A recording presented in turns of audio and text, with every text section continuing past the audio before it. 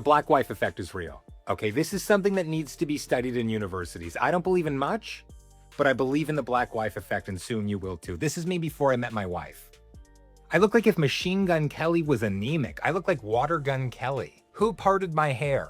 Moses? And how do I look like a little boy and an old woman at the same time? Like, this should be an illegal build.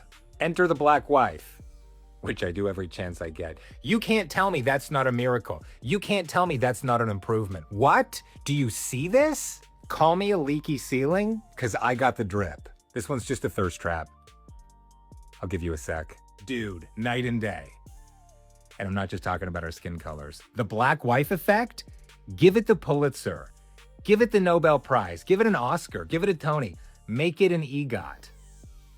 Fucking black wife effect, man. Page 6 just released an article about Travis Kelce's dating history. Now, I don't know much about algebra, but 1 + 1 is not equaling 2. One of these things are not like the other. It's giving PR relationship. Big time, huge PR relationship. It's giving there's a contract involved. A work obligation, if you will. First up, we have Maya Minberry. Her and Travis were only together for a few months after she won his heart on Travis's dating reality show. This was an extremely awkward dating show that Travis Kelce had on E! Then we have Kayla Nicole, who he dated on and off for 5 years. The two met on Instagram when Travis slid into her DM. And honestly, with Kayla, Travis never looked better. This was peak Travis Kelce. Now, obviously, he's going through some type of metamorphosis, and we haven't seen him look this good in a minute. But for those of us that were there, we remember. After his relationship with Kayla was finally over, he was later linked with Zuri Hall, who is a correspondent for Access Hollywood. I'm not sure they were ever official. Neither one of them has ever publicly claimed each other, but she was spotted at a Kansas City Chiefs game sitting in Travis's friends and family suite. Seems like that's part of his game. And then finally we get to Taylor Swift. And before Sunday, we were all under the impression that they may or may not have been hanging out. Most of us didn't even believe this was even happening. But Miss Swift popped up at the Kansas City Chiefs game. Yep, sitting in Travis Kelce's friends and family suite. So has Travis's taste in women changed? Or were the terms and conditions of his new situation just too good not to pass up?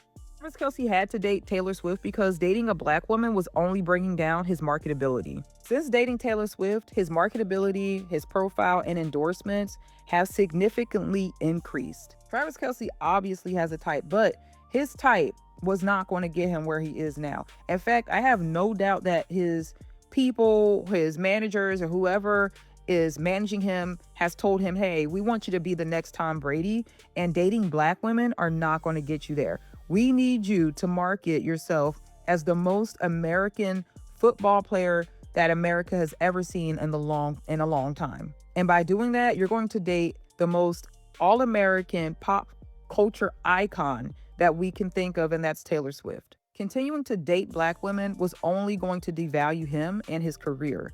Now that he's dating an American white woman with blonde hair who just so happens to be a pop culture icon, that has gotten him an unprecedented amount of endorsements and has increased his marketability significantly. The only other person that could have come close to that same level of success, bringing it to Travis Kelce's career, would have been Rihanna. But then again, Rihanna is still black. It was a power move. And especially in this political climate, them being the all-American football player, dating an all-American, typical, conventionally attractive white girl, it just made sense. So I wanted to follow up real quickly about this black girlfriend effect, black wife effect. I mean, this has been a idea that's been hopping around the internet for some years now, and it really took off steam a few years ago. But, I still see it make its rounds, this idea of, once you go black, you don't ever go back, and black girl magic, and, ebony queen goddess, and ultimately this whole concept of black women being able to tantalize white men, non-black men, into falling in love with them because of their ancestral ebony goddess power or whatever it is, right? So these are the ideas that are floating around the internet. But in reality, the thing about Travis Kelce and Taylor Swift, the reason I think it's become such a topic of conversation among Black female discourse is because their total relationship completely shatters that entire illusion. It completely shatters the idea that a rich and powerful and desirable white man is going to effectively leave the white community and be tantalized and enamored by a Black woman's body and love and just her aura, right? Like he's going to put it all on the line to be with a ebony queen goddess. I mean, it completely, their relationship completely and totally shatters that entire idea. And this is why I believe there was, been a consistent amount of focus on the relationship. There has been some, disdain. There has been some criticism.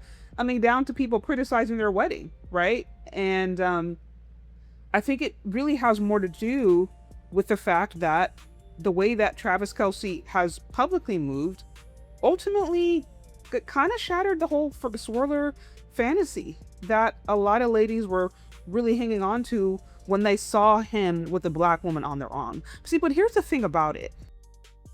But the problem is what Travis Kelce did is not inconsistent with how men have moved, with how white powerful men have moved since the beginning of this nation. And while we don't specifically know his intentions, right? I can't say that he did decide to marry Taylor Swift because for political or racial reasons or whatever. The reality is, as a white man, as a white NFL player, if he did have aspirations for having a better career, a better brand, for getting more endorsements, it was and would be in his benefit to have not only a white woman, but a white pop star such as Taylor Swift. Like, that is a really good business move. And the thing about it is marriage, particularly among the upper class, it's not just about love. And in some instances, it's rarely about love. It's very political. It's about business. It's about building legacy. It's about building empires. And, one of the ways wealth has been secured in America and white wealth has been maintained in America is through marriage. It's through intermarriage of, the elite and marrying other elite, the upper class marrying the other class, having their specific, their own spaces and places that you really only get access to if you're in the inner circle. And I totally agree with what the content creator said earlier, that the reality is that Travis Kelce marrying Taylor Swift makes him so much more marketable nationally and internationally than if he had a Black woman on his arms. Like, it just is what it is, right? Like, we have to be honest in 2026 that we don't necessarily live in a post-racial society. There are still people who view things through that lens. And so, yeah, him. So a white, rich NFL player being with a white, rich pop star who emulates classical American beauty, it does make sense. It does make so much more sense, and it's a lot more marketable than a white rich man being with a Black woman who doesn't have the same level of success, who doesn't have the same level of career or notoriety at all. So from a purely like political and business standpoint, yeah, it made sense for them to get together.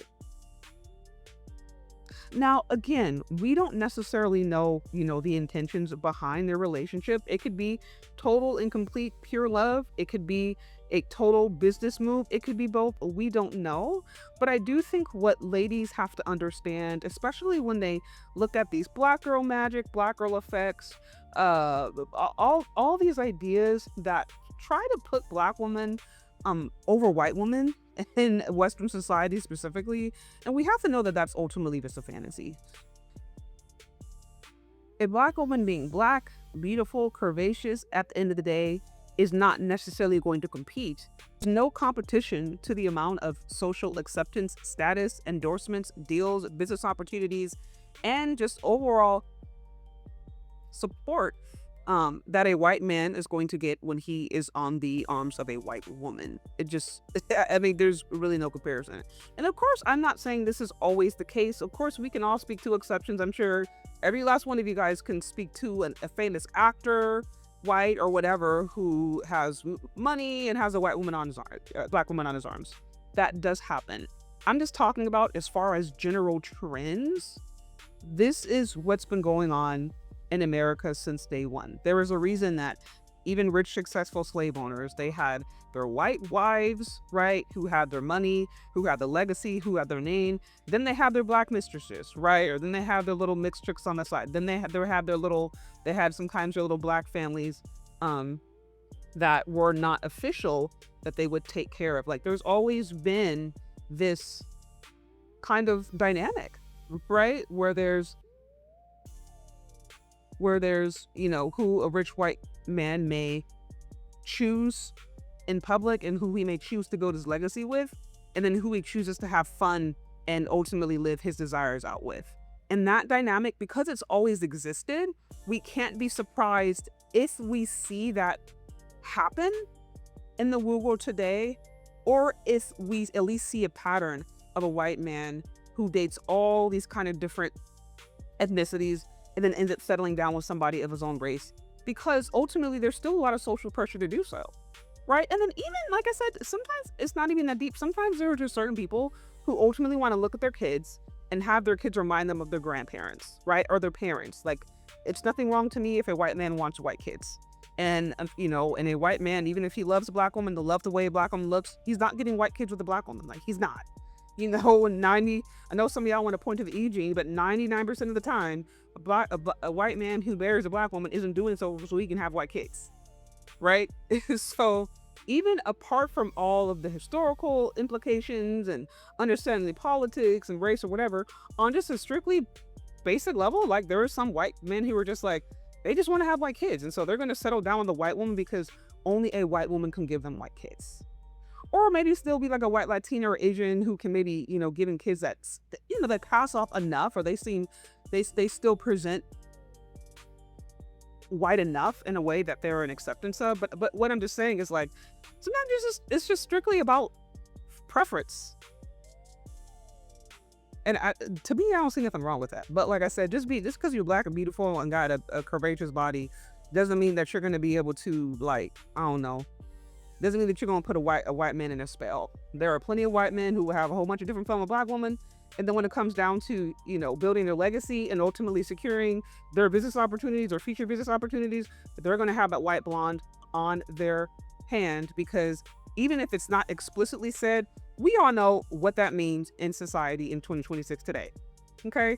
But anyways, y'all, that's what I have about this whole thing. What do y'all think? Let me know your thoughts down in the comment section. Thank you so much for listening if you've gotten this far, and we'll talk later. Bye.